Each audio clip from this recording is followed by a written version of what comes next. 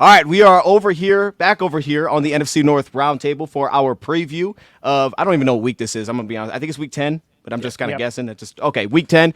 Week 10, the NFL. Green Bay Packers have a bye this week. But, man, I was thinking this just watching last week's game, watching the Vikings handle business, and it's like you're never let off the hook here. Even the Bears, like, they're not going anywhere. These teams just keep winning. Every game feels so important. It just doesn't feel like you can have a stinker. You know what I mean? Because every game is necessary. So let's dive right into it. Let's start with the Minnesota Vikings, currently second place in the NFC North. They have the Jacksonville Jaguars this weekend. And, man, I don't even know if Trevor Lawrence is about to be playing. Lupagus, what are you thinking? Yeah, that's a huge point. Like, Trevor Lawrence is hurt. The flip side of that is Brian Flores has done very well against young quarterbacks this year. Brock Purdy, he confused. C.J. Stroud, he made it look like a fool. So he's had great success. Jacksonville secondary is horrible. Vikings offense is very good. I expect huge days from Justin Jefferson, Jordan Addison, T.J. Hawkinson. I think they're actually going to truly unleash him this week. I know there's always that hesitation about traveling down south. It's a long trip for the Vikings. Maybe you start a little bit slow, but I just can't see us. I don't think this is going to be close. Vikings win this thing 31-23. Wow. Okay. Nick, what do you think? I mean, Vikings are hot right now. That's, the Jaguars, not the greatest team. We put 35 up on them, and the Bears have not looked very good over the last couple of weeks. Also, like you were saying, the Trevor Lawrence injury is a big factor. I got Minnesota just walking into Jacksonville and just dominating in this game, 42-10. Nice. Better than mine. Bass, you got the same thing? Yeah, but I didn't know that. What's Trevor Lawrence's injury? What does he have? Shoulder. Okay. Yeah. And as you guys said that, I just went and looked at the Jags depth. I completely forgot they have Mac Jones. I had no remembrance that they had Mac Jones. So I would be actually interested to see that because it could go two ways. 4 interceptions, or you're sitting there and you're going, the Patriots really were the problem, right? So I'd be interested to see it. Saying that, the Vikings still 8th in offense, the Jags last in pass defense. I think Justin Jefferson could honestly have 220 yards in this game. Addison could maybe even have over 100. The Jaguars offense, and this is with Trevor Lawrence, is 18th in point per game and 30th in the third down. We know how dangerous this Vikings defense can be. So again, I can't pick the Jags. I really can't. 27-14 Minnesota. Man, I mean, look, man, Mac Jones goes out there and cooks. I don't know what to do. You know what I mean? And this is Jacksonville's the most untrustworthy team. If you throw Mac Jones in and it looks better, they have a bigger problem over there. Because now it's hold up, we just paid Trevor Lawrence, dude. What are we doing? I'm with all of you guys, man. I don't know how Jacksonville's going to put up points in this game. That Minnesota defense is legit. I'll give them a fluky play. Maybe they get something to their first-round receiver, Brian Thomas. I like where Bass kind of was with that. I'll go a little bit lower, though. I'll go 24-13, an 11-point win there. Nice. Okay. Well, hey, I'll save this one just because where they're at time slot-wise. Let's go to the Chicago game next. We have New England. It's at Chicago, right, Nick? Yep, it's in Chicago. Okay, and you guys are pretty darn good at home. So are we getting back in the win section? Is that what this is? Yeah, I mean, so this, again, I kind of said it on Wednesday. There's two outcomes for Bears fans in this one. Matt Eberflus, apparently, if he loses this game, he will be fired, and it truly shows that he just wasn't the fit. The Matt Eberflus experience comes to an end, 14-28 through his first 42 games, but he is on a 9-game home winning streak, so he's proving that he can win at home. But if the Bears win this game, obviously they walk into the Green Bay game 5-4. They walk in with a plus 500 record, only 1 game behind Green Bay. So it kind of feels like a little less salt in the wound, but it'll make it a lot more interesting to say the least. But I'm feeling pretty confident with this game. Caleb Williams is a winner. He's even said in his multiple media press conferences since the loss to the Arizona Cardinals that he wants to win. He's got to put emotions to the side, and he's got to win. So I have a feeling he's going to have a big game. Shane Waldron also knows he's on the hot seat, our offensive coordinator. Roma Dunze starting to heat up. He's got to get Cole Kmet involved in front of the fans. Bears defense is going to be pumped up too. I'm feeling confident for this one. Patriots are not a good ball club. I'm going to do the exact score of the 85 Super Bowl, 46-10. Wow. Damn. Jesus. 10 Let's have fun. Okay. All right. That wouldn't be fun. That would not be fun. The Bass, do you think 46-10? No, but I'm conflicted. I'm conflicted here because I'm like, do I want the Bears to lose and fire Eberflus, and then they play us the next week under like a weird interim situation? Teams kind of play on. You know what I mean? But also, if they don't fire Eberflus and lose, like I think they're going to lose all confidence. I think all confidence is going to be gone. The locker room's going to be lost. But then it's like, do I want them to win here? I'm not really sure where I'm at with this one. But when I go back and look at the prediction and what I actually think's going to happen, I cannot trust the Patriots. I cannot look at them. Their offense is terrible. I think the Bears defense is going to have no problems against Drake May and Ramondre Stevenson and all the guys on the Patriots offense. The Patriots are 30th in sacks allowed in the NFL, so I think the Bears are going to get after Drake May early and often. Nothing I like about New England. Honestly, nothing. So Chicago 24-14.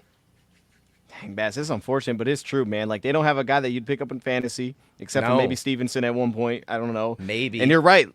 Their offensive line is horrendous. They're just bad. They just don't have anything that gets you excited to believe, except for Drake May. Now Drake May is here, man. Drake May is doing a little bit of spectacular. And Nick, if y'all score 9 points, there's a shot. New England, they scored 9 points. It might just happen. I'm gonna take New England. I just need to see it. I gotta see it.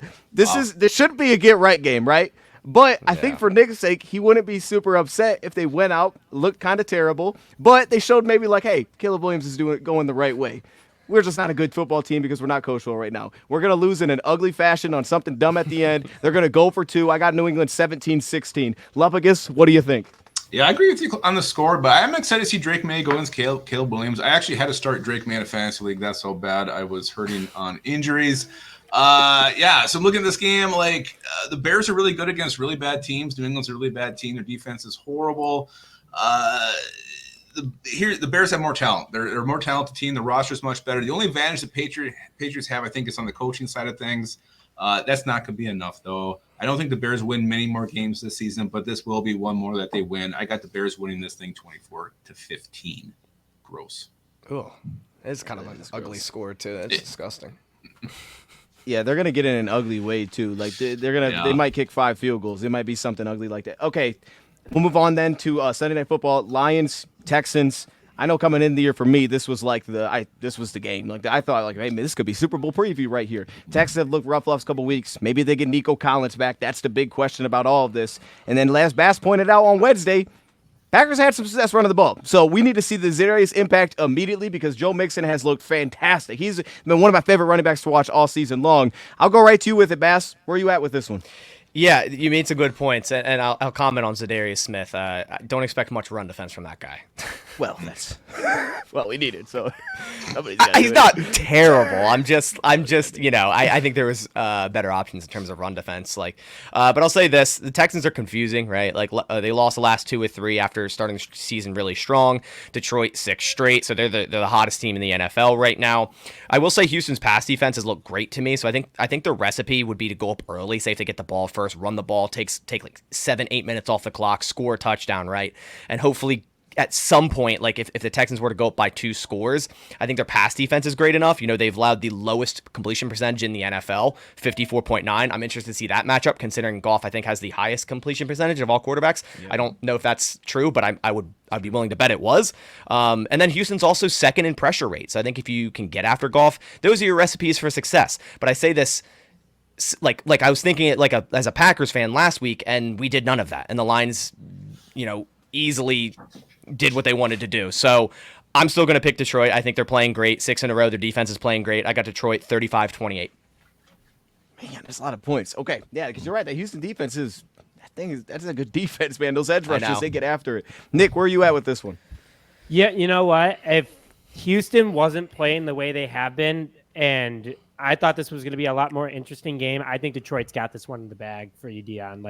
They just haven't been playing the same. CJ Stroud is just he just doesn't look like his usual self. Nico Collins injury too. That's a huge factor for them.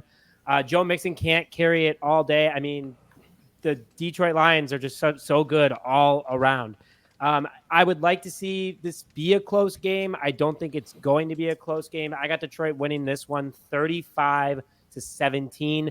And I think that what's going to happen, Dave Montgomery, I'm putting it on board right now. He's going to have 200 rushing yards. He's going to have a huge game. Wow. I just woke up and I was like, David Montgomery, I just miss that guy so much. 200 yards for him. He's got his picture next to his bed, just caressing it. I know, you know the Wolverine one where he's like, just Yeah. like, I miss you. Yeah, that's me. Yep. That's me. That's a good one. Lapicus, what do you think? Yeah, this one I was kind of struggling with because, like I said earlier, like I feel like sometimes these Sunday night games when the home team's there, like they just play out of their minds, and the team that's better maybe on the road comes in, they're just not performing. CJ Stroud's really struggled the last 3 games. He's thrown like 1 passing touchdown, averaging about 187 through the air without Nico Collins, without Stephon Diggs. He's not the same quarterback. I think the Texans have to somehow stop that run. Don't let David Montgomery run for over 200 yards. He's knuckles, right? And then Jahmyr Gibbs is Sonic. You got to somehow slow down that run game to have a chance to win this thing, but I just can't go against the Lions right now. They're just rolling. They're good on every single facet. They're so well coached. 28-20, I got the Lions winning this thing. Okay. Now, man, I mean, before I get into this, we do got to give a shout out to BetUS. So use that promo code YouTube150 to get 150% deposit match on your first deposit, 125% on your next 2 deposits with YouTube150. Go make an account. Go sign up today. Because why not? Especially if you haven't done sports betting, or if you have, just go over here. You know, they do a lot of good stuff for us creators. And over here, I thought we'd do something different. We got Pittsburgh, Washington, and I feel like this is one of the games of the week. So I just kind of want to go like up down here. Where's everybody like at early with this one? Washington -3, but just give me the money line. Who's winning this football game, Bass?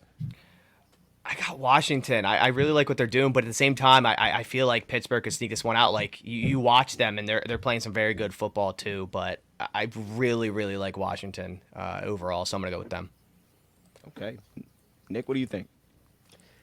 Commanders obviously took down the Bears. It's in Washington too, right? Right. Yeah, no, Commanders are very good at home. Russ is not going to be able to cook against that defense. They just continue to get better week in and week out. I got the Commanders in this one as well.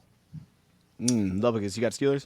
I hate to say it, but yeah, I do. I hate to say Russell Wilson's playing well because I can't stand the dude. Ever since that Subway commercial aired, I can't even look at him in the face. But they got Mike Williams now. Preston Smith's there. The Steelers are actually pretty good, and I'm gonna say they do end up sneaking this one out. But I think that line is right on. Like this will be a close game.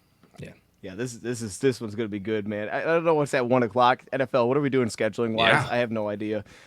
Disaster. But yes, YouTube 150, that's the code. Now my take on the Houston Texans game. Look, we're waiting on the Nico thing, but just say this, even without Nico, I still feel like that's a team that believes in what they have weapons wise. I remember coming into there, they had like 7 receivers on their roster. We were like, man, all these guys are on the trade block. And then he didn't move anybody. It was like, I guess they're keeping everybody here. So they feel good about what they have. Their offensive line has been a mess. I expect the Liam to do some work. But I just felt like with Stroud, the ball was coming out late last week. And I just think he's going to be forced to like get the ball out of your hands this week, get the ball out quickly, and I assume they're going to go at Terrion. So I think Terrion's going to be in the mix a ton, and I'm excited to see it. Like where has he grown to this point? Where is he at this point in the season? Because that's the one guy that we're kind of we like we have everywhere else. We're kind of just waiting. It's taking its time, and I think this is going to be a huge test for him this weekend. So maybe this is the week he gets an interception. I'm waiting for that to happen. Maybe this week he makes that happen. But overall, I think this is a heck of a defense for Houston. I think they're going to make it a lower scoring game. I think they're going to. I thought they had a really good plan against you guys with Green Bay. I don't know that there's a great plan for if you just can't stop the run. I know there's a great plan for that, and Houston is always a little bit shaky in the interior. But I do respect that defense. I'm going to go Lions 24-17 in this one. Somewhat of a comfortable win, I guess, but a little bit on the lower scoring side. And I think we're probably rolling the under with that one. So those are your Week 10 picks for the NFC North. Again, shout out to BetUS, YouTube 150. Any last words, Lapicus? No, Vikings are going to win. Okay. All right, Nick, got anything? Hey, bear down, baby. We need a big win this week, whether that be getting rid of our head coach or getting a win in the WinCom entering Green Bay. So let's get things done. Want to hear a bear down in the comment section. Let's go. Okay. Let's Bass? not. I was thinking about hear that skipping in the Bass. I comment ain't section. gonna lie. Bye week, right? I want to see. It's gonna sound like a fan fiction. Drake May, Mac Jones weekend. 2 number 10s just cooking all weekend. That's what I want to see, but it's not gonna happen. I don't want to see that either. You're right. That joke's going is crazy. All right, Dude, you just wait until he does absolutely nothing. All right, man. We will see you guys next week on the Roundtable on Wednesday to recap these week's game, and then we'll do a preview again next Friday. We'll see you guys over there. Get in the comment section, and we're out.